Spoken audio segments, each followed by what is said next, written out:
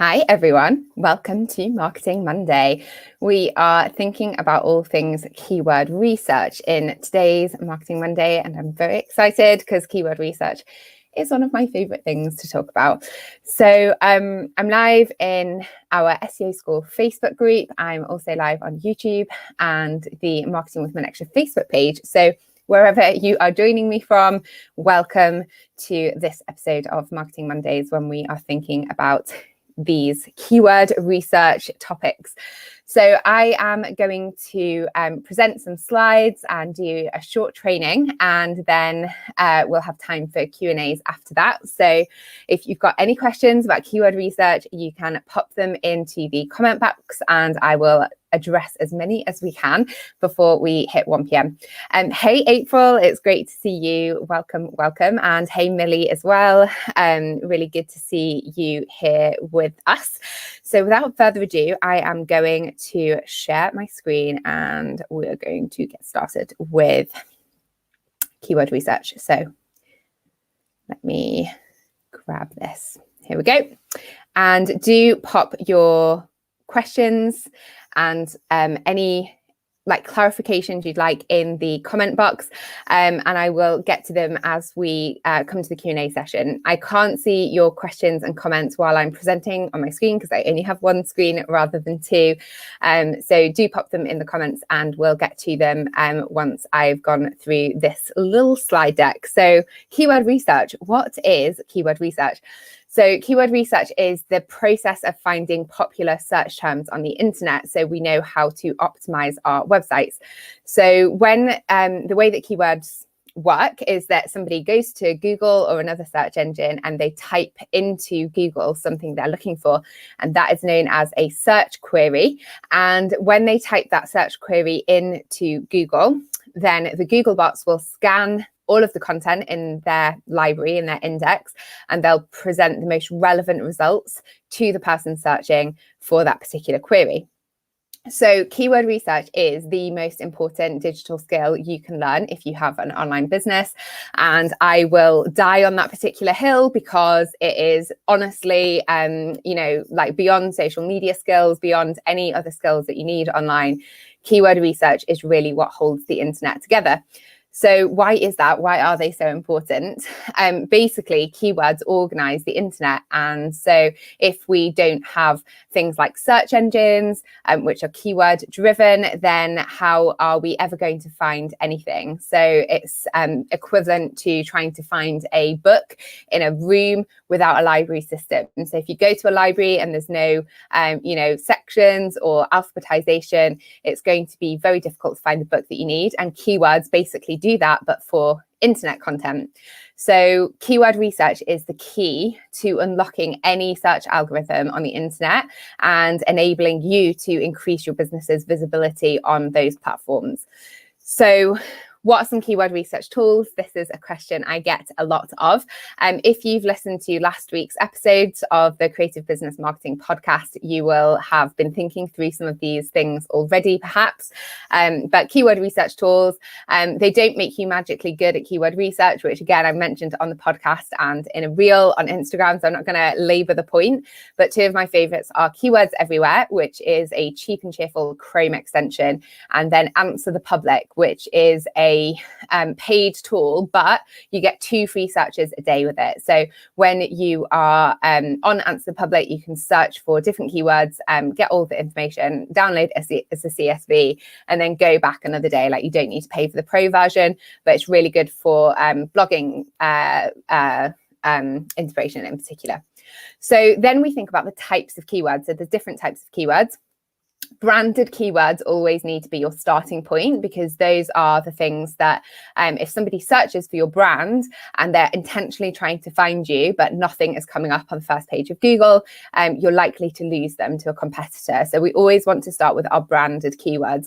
Now, those are keywords that are either your brand name or your name. So an example of this for me is Maneksha Stewart is a brand keyword, and so is Marketing with Maneksha. If somebody searches for either of those two things, I want to make sure that my website is going to come up on the first page of Google.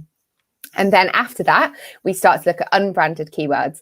And these unbranded keywords fall into 3 different categories. So we've got head keywords, which are also known as short tail keywords, and these are a single word. And then we have medium tail keywords, which are between 2 and 4 words long. And then finally, we have long tail keywords, which are 4+ words long. Now, I've got a visual for you for this, so don't despair. Basically, what we see here is that our short tail keywords, our single words, have got the highest amount of search volume, but they have the lowest amount of search intent. So when somebody searches for something that is a single word, it's very difficult to understand what they want. So if somebody searches Facebook, for instance, we don't know whether they want the Facebook login screen, whether they want to find Facebook Ads Manager, whether they're trying to find out about the Facebook stock prices. They could be searching for literally anything to do with the brand Facebook. So there's a really high amount of monthly search volume for that word, but it's very difficult to know what people are looking for particularly. If we then go on to medium tail, that's where we've got 2 to 4 words, and 2 to 4 words, that might be Facebook login page or Facebook Ads Manager. So we're starting to see a little bit more search intent. So we're starting to understand what people are looking for a bit more. And because they're much more specific, the search volume decreases. So we're not seeing as many monthly searches, but we are seeing that they're much more specific. And that happens to an even greater degree with long tail keywords. A long tail keyword could be something like Facebook Business Manager login page, or how do I set up Facebook advertising, or how much is Facebook stock worth? So we've got longer questions that are much more specifically looking for one particular piece of information. So the conversion rate actually increases when we get traffic to our website from long tail keywords, because we're answering a much more specific need. So that ties into search intent. So what is search intent? This idea of people's needs becoming more obvious as they clarify with their keywords what they're trying to find. So search intent is the goal, the end goal that is implied in the language your potential customers are using. So if somebody's looking for information, it might be how to. If they're looking for a demonstration, it could be, bread making tutorial. A comparison could be looking Facebook versus YouTube. People are using versus language, trying to understand the difference between 2 things, or comparing 2 solutions to each other. Location is like, bakery near me in London, or purchase is something like where to buy a bread maker. So there's different intent is implied by the certain words that people are using. And when we do keyword research, we want to split that down by the stages of the customer journey so that we can understand intent more clearly, but also set our own expectations for what people, what are people wanting from us. And when we understand what they want from us, it helps us to know whether we've achieved the goal of fulfilling their need. Sometimes that might be information, sometimes that might be a purchase. So how do you research keywords? So I will, this is a lesson from my paid course, but I will put some questions in the chat box so that you can work through how to identify things like your branded keywords, your unbranded keywords, and give you a starting point. And then what you want to do is identify a paid one keyword per page of your website. And I don't want you to feel like you need to focus on, if you're like April's here, April does crochet. Don't focus on the word crochet for your business, because yes, that might be what you do, but it's so broad. There's going to be a huge amount of competition for it. So instead, we want to look at longer tail keywords like how to crochet how to create a crocheted armchair cover, or something like that. So we're getting very, very specific, but it means that when someone searches for that, we're much more likely to come up in the search results and, get that person onto our website. So the last thing that I want to cover as part of this training for today, I'm sorry for anyone who struggles to understand me when I speak so quickly. I prep like a 10 to 15 minute lesson, and we're only 9 minutes in, and we're already nearly at the end. But if you are struggling, you can go back and watch this on YouTube, and you can actually reduce the playback speed so that it's 0.75, and that is a much more comfortable listening pace for some people, including my dad, who English is his second language, and he's always telling me to slow down. So if you're in good company, because my own dad struggles with the speed that I speak at sometimes. So where can you use keywords then? So keyword research is this amazing skill to learn and cultivate, and it allows you to do all of these different things. So you can optimize your website for search. You can plan and create content for your blog, for your different social media channels. When you've done keyword research with the customer journey, it helps you plan content for your social media channels much more easily as well, because you understand, how to talk to people at different stages of that customer journey in your audience. It's great for trend research. So there's a really interesting spike in March 2020 for how to make bread. At the start of the lockdown, loads of people got into making sourdough, and it's a really interesting trend spike in the first quarter of 2020. So you can see trends and things like that when you're researching keywords as well. You can identify opportunities for products and services. So people are searching for things. Is there a solution available for them? If not, can you create that solution? It helps you read your customers' minds. So people don't necessarily know what they need when they go to Google. They're just starting to, especially at the start of the customer journey, they're trying to understand what solution they're looking for. And so when we understand how to do keyword research and we can interpret that data, we can understand exactly what it is our customers are looking for, and we can frame our business in a way that is easy for our customers to understand. And then the other reason that I love keyword research so much is that if you followed me for any length of time, you will know that I love efficiency, and I love being able to just do something once and repurpose it multiple times. With keyword research, you can use your keywords across so many different platforms to help you increase your visibility. So obviously your website is an obvious one. So products, services, blog posts. But then if you're on any marketplaces, you can also use your keyword research on those. So things like Etsy, Amazon, not on the high street, then other marketplaces like Creative Market, eBay, like anything that functions as a marketplace and has an internal search situation going on for customers who are already on that marketplace. Pinterest is a visual search engine. So there's images obviously on Pinterest, but the images are all attached to keywords. So we can use our keywords on Pinterest to increase traffic and visibility from that platform. YouTube, the second biggest search engine, we can use our keywords on there for our titles and our tags and our descriptions. And then you can also use keywords for things like podcasting, and even Instagram has now given you the ability to search by keyword within its platform as well.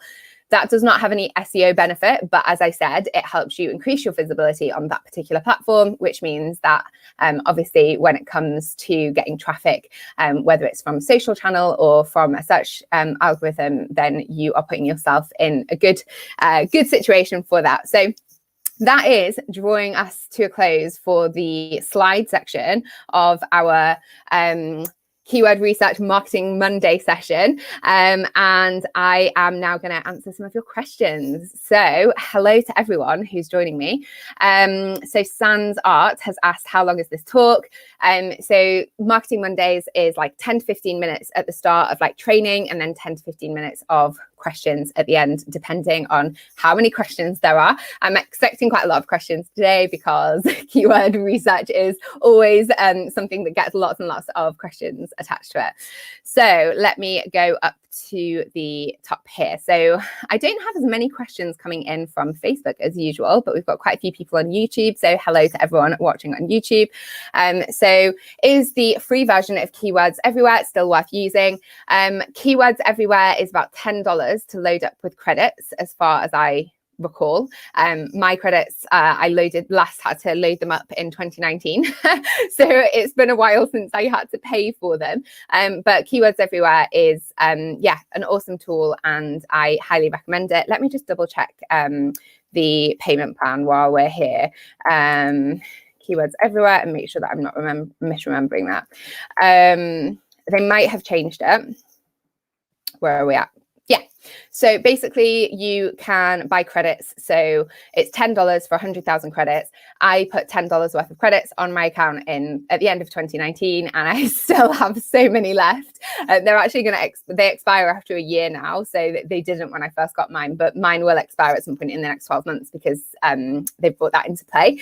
I think because people weren't using them quickly enough, but they last you a long time. So it is by far the most affordable keyword research tool, and also because it's on the go.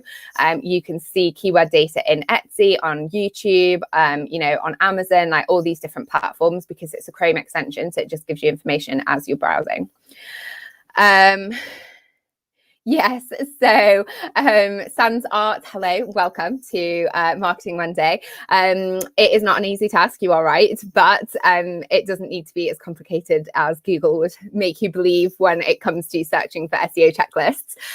So if you are new to my audience, if this is the first time you've watched any of my videos, do head over to my website. I've got SEO School, which will lead you through an introduction to what exactly SEO is and where it fits into the wider space of online marketing.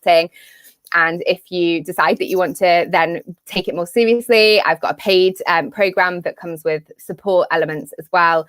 And at the minute, if you sign up, then you get 12 months of support instead of 6 months of support. So basically, you can access my, it's fortnightly, so 2 weekly if you're American, support calls and things like that for a year instead of 6 months. Can you show us an example of how the Keywords Everywhere works? I don't have, I'm not sure, I'll come back to that, Emma, if I can, but bear with me just a second. If not, we can cover this tomorrow on the support call, because obviously you're in the SEO bundle and we've got a support call tomorrow, so I can cover that in more detail tomorrow if you've got questions about it. But I will come back to this if I have time before we finish today. Okay, so here we go. When using a keyword on a web page, do you have to write it word for word, or can you add the odd word like for, etc., so it scans better for the reader, or should you keep it exactly the same? So this is the difference between keywords and search queries. So search queries are word for word, where somebody types into Google and they are searching for something very specifically, and it's an exact match. But keywords are the search terms that kind of encapsulate the theme of a few search queries. So we don't need it to be word for word. We just need it to be in the broad sphere to create context. If me doing SEO for a brand where I have, 15 plus years experience is quite a different situation to small business owners doing their own keyword research and implementing it. So we want to avoid it being a full-time job for you. So basically what you do is say, if you've got, let's take my own website, for example. I do e-commerce SEO. So among other things, but e-commerce SEO is one search query that I might want to rank for. So there might be search queries around implement e-commerce SEO and how to do e-commerce SEO and things like that. But I might have a page on my website that looks at e-commerce SEO practices for 2021. And so within the content of that page, I'm going to be focusing on some of these questions and answering them, but I'm not going to be, ranking one particular page for implement e-commerce SEO. I'm just going to be including that as part of the theme of e-commerce SEO. So I hope that kind of helps a little bit explain that in more detail. How do you pick out your business keywords? Any tips? So it's a whole process. I have a literal whole course on keyword research. So I will make it more succinct for you. But obviously we're time limited on our Marketing Mondays. So this is not the be all and end all. So just take it with, a pinch of understanding that we're working with limitations here. So the first thing to do is to look at what your branded keywords are. What are the keywords that people might be searching for related to your business? If they already know about you from a social media channel, for instance. And then start with those and look at how you can optimize your homepage and your about page and any of the sort of static trust pages on your website. So things like your about page is a trust page. contact page, things like that. Just make sure that you have really communicated your brand name and any brand keywords across your website, and link up your social media profiles as well. Ideally, you want to try and make sure that your social media profiles, say facebook.com/marketing with Moneksha is my Facebook page for marketingwithmoneksha.com. So we want to try and make sure that we've got consistency happening for our brand across the different platforms where we control them. And then we want to make sure that they're linking to each other as well, just because it helps Google understand which platforms our businesses control. So branded keywords are a really important place to start.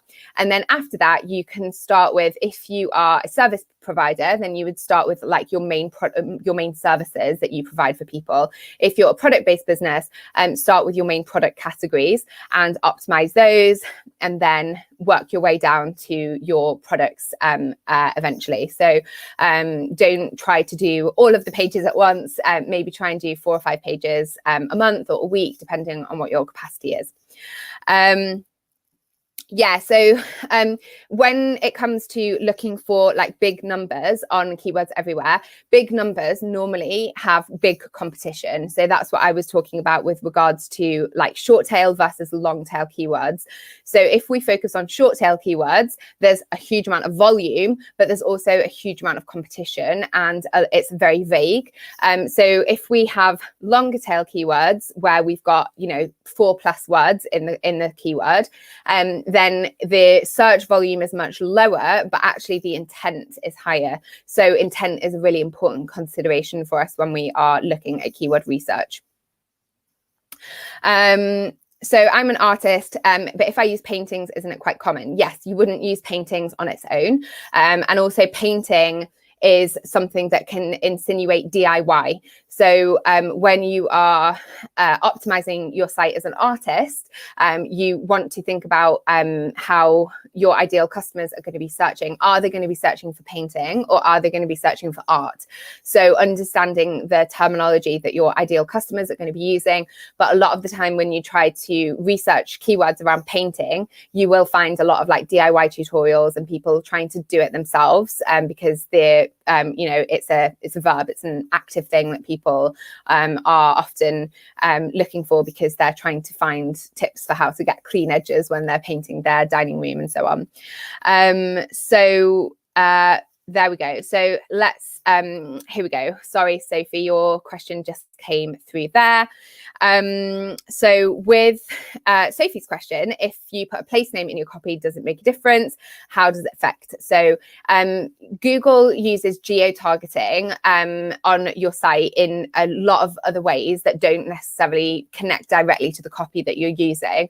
So it'll be to do with things like where your IP address is, where your server location is, where your domain registration information is, like where your contact page address is. Like there's lots of different elements. So unless you are a local business, then you are typically going to find that you'll appear more for searches within the country that your business is registered in.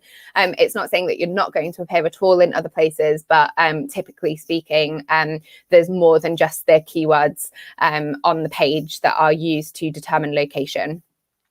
Let me just go back up here. Sorry, we've missed a few questions. Here we go. Does paying for Google AdWords help your organic keyword search too? So this is like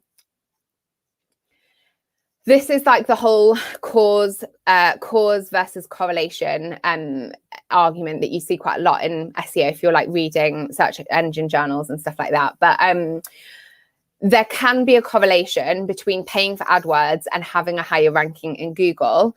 It does not mean that paying for AdWords causes you to rank higher in Google. It can be due to the fact that when you're paying for AdWords, you're seeing an increased amount of time on page and engagement metrics that are used as ranking factors by Google. Your overall visibility is increasing, which could potentially mean that you're getting more backlinks. So it's not necessarily going to cause you to rank higher in organic search just because you're paying for ads. Like I've only played about with ads occasionally for my e-commerce marketplace, but we consistently rank really well for search stuff as well without having done any of that. So we definitely didn't see a direct correlation between the two when we were trying it out ourselves. How do you approach starting to list on Google for certain geographical areas? For example, graphic designer Dublin. Again, with the geo-targeting, you need to have an office location, or typically you want to have pages of content related to being in that particular space. So if you're based in Dublin, then that's great. You can make sure you've got like maybe an office address and a page that kind of talks about the area a bit more. If you're a small business owner and you're trying to rank for like lots of different cities, that becomes much more challenging, and is kind of, we don't have time to cover all of that in the next sort of 4 or 5 minutes. Do we have to include the exact phrase on the website to rank? I've covered that already previously, where we've talked about the difference between search queries that people put into Google and the keyword phrase that we use to optimize. So the search queries are exact, but the keywords don't need to be exact match. So Hannah, this isn't a silly question at all, don't worry. Would you put keywords in the copy on your website and then in the tags for your products? Yes. So when you are implementing your on-page SEO, that's where your keyword research comes in. So keyword research is a foundational part of our SEO, but it is an SEO in and of itself. So lots of people will think, oh, I just need to keyword optimize my website and then it'll be all done and, you know, my SEO will be sorted. That's not the case, unfortunately. Keyword research is part of it, but not the only thing that we need to consider. But we do want to make sure that as we're optimizing our site, we're including it in things like our URL, our page title, our body copy, our image alt text, and different places like that. So hope that helps. So should we use our brand names in tags? My name is so unusual that it turns up first in Google, even though I haven't done any SEO. Yeah, so you don't need to use it all the time. You just need to make sure that the key areas of like your homepage, your contact page, things like that have got your name in there. I'm right there with you, where I don't have to put very much effort in at all to rank first on Google for my name. So you don't need to spam your site with your brand name at all. It's just about making sure that it's clear and Google can understand, what your site name is, and make sure you've got your brand name in your site title and stuff like that. Brigitte says, branded keywords, I take it those are best added around the logo in the intro of the page, rather than adding it in an image or product description. So branded keywords, you don't need to optimize every page on your site for branded keywords. You would have your logo will have your homepage link, and you can add alt text to some sites, but you don't you're not necessarily going to need to add your brand keywords to every single page of your website by any stretch of the imagination. So we are on, Robin says, what is the copy? Copy is the writing on a page. So if you've got like 300 words of writing on your page, that's the copy of the page. So that's just like the marketing speak for that. Sophie asks, what are SEO best practices for writing product descriptions? That's a big question. I do have Product Descriptions 101, which is a really short, like easy to digest course over on my website, and has templates and guidelines and things like that as well. So do check that out. Otherwise, we'll be covering a short amount of product description writing later in my creative business marketing podcast, and on one of these lives later in April, where we'll do like a 15-minute chat just to think about what are some of the key things to consider. So with that, what do you mean when you say optimize? Putting your keywords in certain places on your website to make sure that your Google search engine can see them. And if I have several products, the same but different colors, how different do the keywords for each one need to be? So if you were being really strictly technical with this as an SEO, my advice to you would be that you have your product as one listing with the colors as a drop-down menu where people can choose the color on the same page, so that you don't end up with a lot of duplicate content. Duplicate content is a really big problem for a lot of e-commerce businesses in particular. And you need to be careful that you don't have the same product description across multiple pages of your website, which if you are describing the same thing but just a different color, it becomes very difficult to have completely unique content on your product description pages. So hope that helps. So we've got a minute left. So Yeah, so do keywords have a different weight when added in the body copy versus structured keywords, which are hidden in the head tag? So content is never hidden in the head tag. So we're not ever hiding content. If we hide content on our website in anything in our on our website, then we will be at risk of a Google penalty. So don't hide keywords anywhere.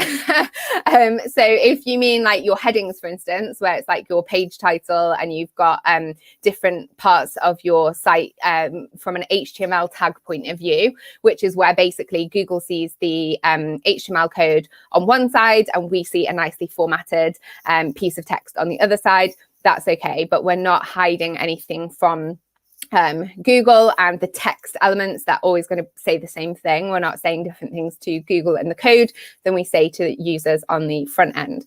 So with our keywords, we want to make sure that they are consistent throughout our HTML tags for a particular page in order to communicate the context of that page to Google. So if we only put them in the body copy, so the writing, the product, let's say product description, and we only put them in the 250 words of our product description, but we don't put them in a title, then we're going to be in trouble with Google. Yeah. So yeah, so basically that's the previews is actually your SEO title, your SEO meta description. So it's actually a different thing there. So those don't necessarily have the same impact on SEO as the stuff on your page, which is like your title, your URL, your image tags, all of those HTML things. But your metadata, which gets pulled into the Google search engine results page, does impact how people are likely to click through to your website as well. So anyway, this has been a really big topic. I'm sorry we've gone slightly over time, everyone. So when let's just answer the Living House. These guys are students in the SEO bundle as well. So when Google pulls more of your pages when you search for a website, does this mean SEO is working? I hope that makes sense. It kind of makes sense, but if it pulls more of your pages, then what you might mean there are that it's pulling out extra snippets of your site, and that can sometimes be because you are searching for your own site, so it's going to show you a bit more information because it thinks that it's more of interest to you. So what I would recommend doing is searching on an incognito window and seeing if your website comes up, and that will give you a better indication. But we can dive into this in more detail on tomorrow's support call if you need more clarification or anything like that. So great stuff. So that draws us to a close for today's Marketing Monday. If you are confused by any of this, fear not. It is actually much more straightforward than half an hour of answering questions would have you believe. So if you've got any sort of questions or want to dive into any of this stuff further, there's more resources available over on my website, including the SEO bundle, where I do answer all of your questions in much more detail because we have more time available to us. But if you do have anything else that you want to ask or anything, feel free to pop me a message on Instagram. If I can answer you, I will. And otherwise, I'll see you in next week's Marketing Monday. So yes, Grenadine. Final question I'm going to answer and then we'll go. You have to have a completely separate website for your French language and your English language. This is known as international SEO. So you basically have two different versions of your website, and you use HTML tags to tell Google which page should display based on language and location. So it's not as straightforward as just do keyword research for both and use the Google Translate option. There is an advanced SEO module in the SEO bundle that talks about international SEO and how to set all of that up. Anyway, hope you all have a good week.